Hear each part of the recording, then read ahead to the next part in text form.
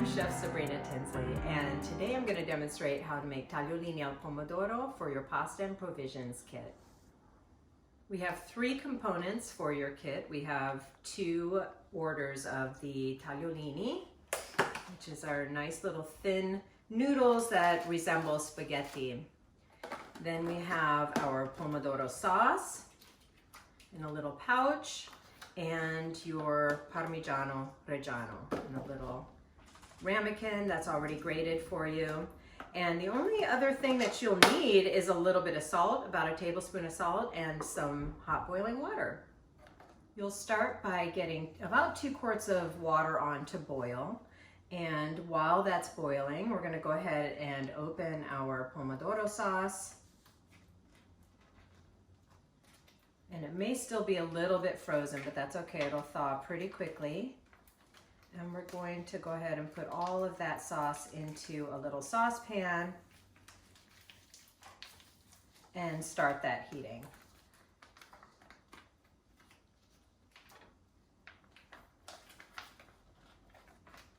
Get in there. All right.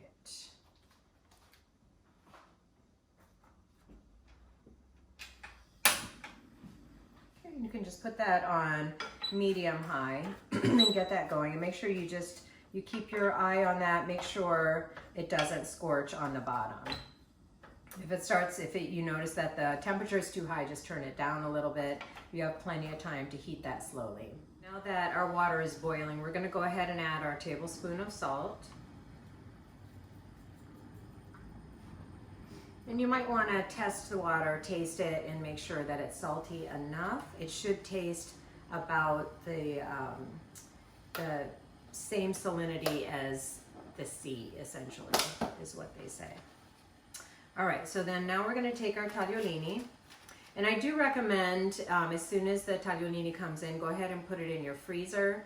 That way it'll stay frozen and it won't oxidize. If you choose to keep it in your refrigerator, it should be fine, but it may discolor a little bit, turn a little bit more gray, and it's still edible, it's just oxidized a little bit. So your choice. I like to keep it nice and bright yellow, so I keep mine in the freezer. I'm gonna go ahead and drop those in. And this really only takes about 3 or 4 minutes to cook the pasta. Okay, and once I get them in, I'm gonna loosen them up a little bit with my tongs. Just gently, so that they cook nice and easily.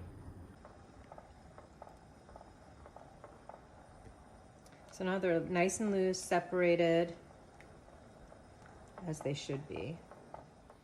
So I'm gonna go ahead and taste the water. See, it's salty enough.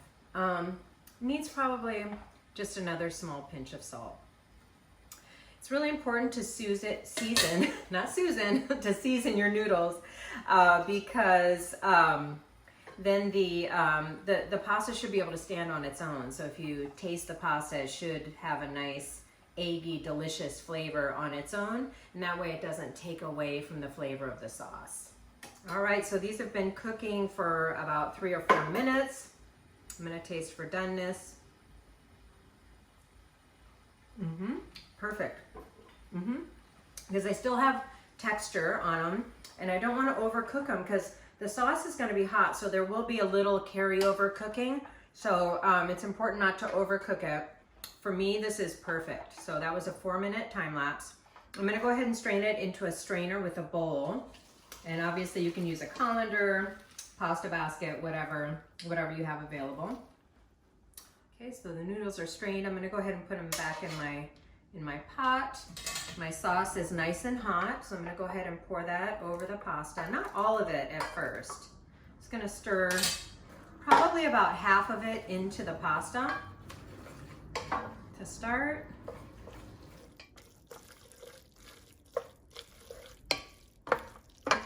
Nice and evenly coated. Now I'm going to sprinkle in a little bit of Parmigiano.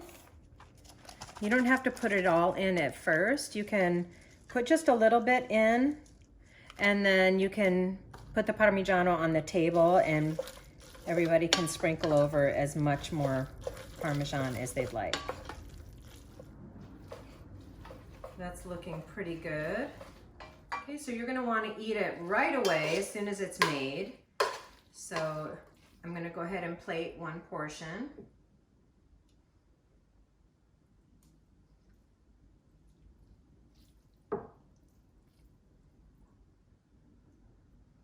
It's about a portion right there. Yum, smells so delicious. Set that aside. And then at this point you can add a little bit more sauce on top.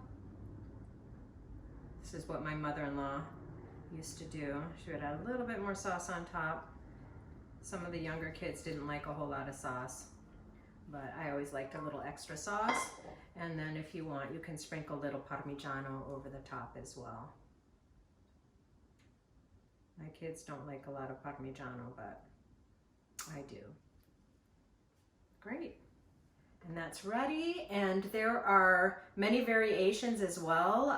If you'd like to make a ragu, you could brown some meat. It can be a combination of beef and pork, or you can use sausage. The Italian pork sausage, or the pork sausage that we included in the kit, is a great accompaniment to this. You can just brown that, add the pomodoro sauce in, heat it up, and then toss it just the same way we did here. You can add tuna to your sauce, any number of vegetables. It's very versatile. So use your imagination and enjoy.